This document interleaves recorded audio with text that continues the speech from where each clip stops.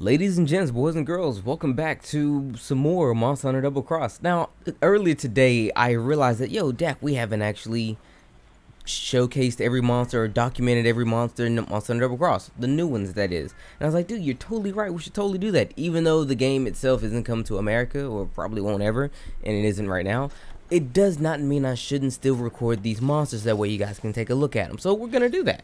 And in no particular order, honestly, so we're just going to go into it. And right now we're going to start with the Barioth. Now, the Barioth is actually introduced in Monster Hunter Tri, the third generation, if you will. He was a monster that gave a lot of people a lot of trouble because his moveset back then was much different than it was now, because it allowed him to be a lot more aggressive. And truth be told, if you can get his stuff, very sought after. So he was a very popular monster. He was a good fight, had some nice difficulty to him. The thing is, I think he had like some of the lowest health in the game, like in terms of like the ratio, the fact that he was one of the end game monsters. He probably like the lowest amount of health out of all the other end game monsters. Also, he's very reminiscent of the Narakuga. As you can tell, he is also like a sort of cat-like, a saber-toothed tiger, if you will, type monster. Who frequents the tundra, of course. But I'm sure you guys can figure this stuff already. So first, let's talk about some of his moves and things.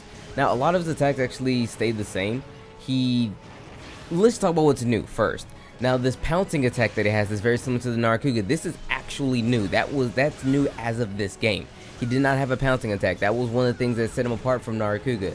As it stands, I want to say a lot of things make him more similar to Narakuga. So those who've actually fought Narakuga, bro, you have nothing to worry about when fighting this guy, truth be told.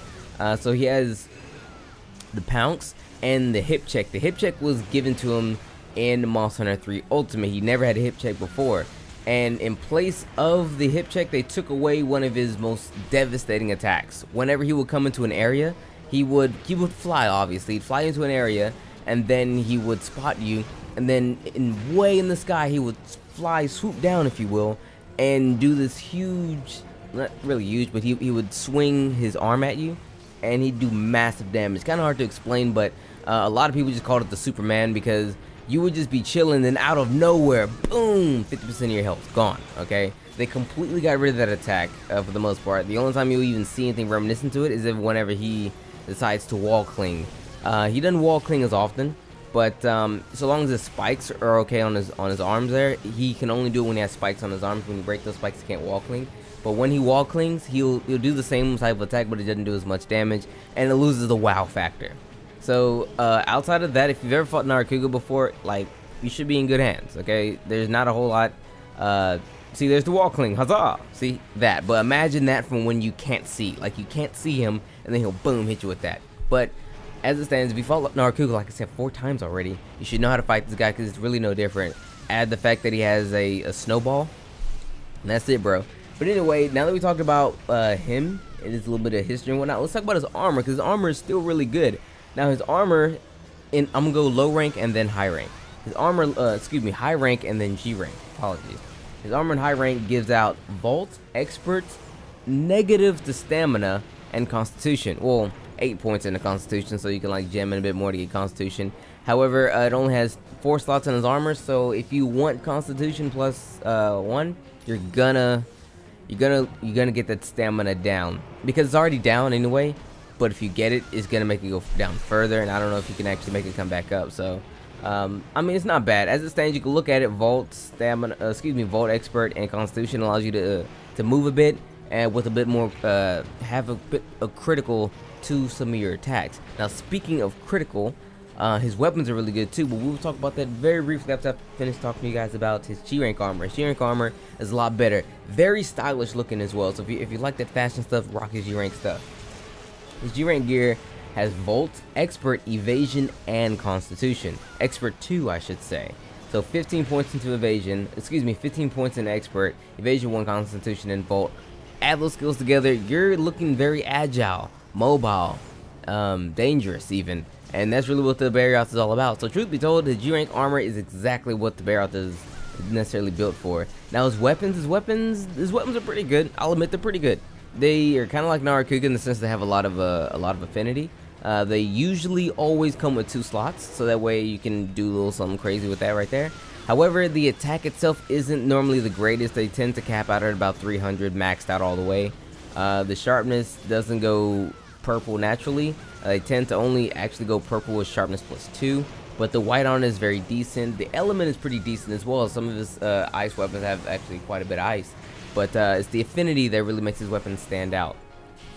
But other than that, that's pretty much the nit grit to the guy. Oh, geez, I forgot to talk about weaknesses.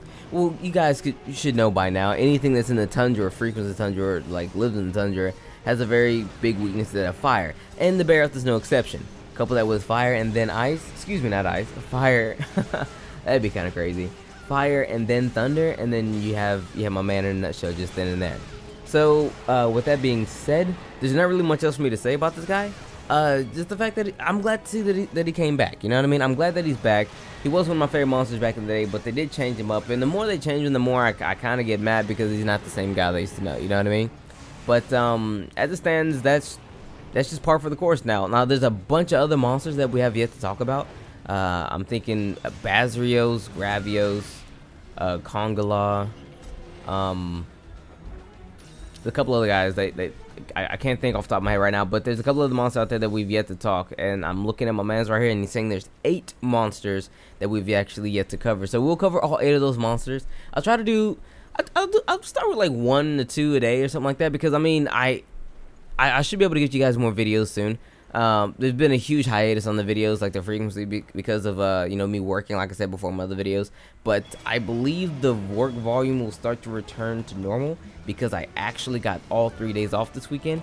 So I want to make a video today and maybe 2 tomorrow, and then I am also working on a Deviant Gammoth video. So we're gonna do it the same fashion which we did the Deviants.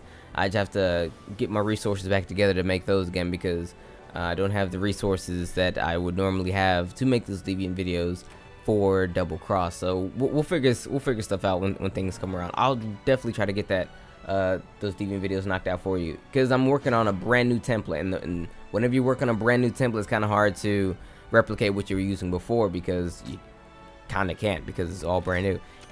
Anyway, thank you guys so much for watching the video. I know it's kind of short, but hey, I mean, I gave you the Barioth, and it's, you know, it's simple stuff. And if you like this stuff, yo, let me know if you want to see the rest of the monsters in this game. And with that being said, take care, guys.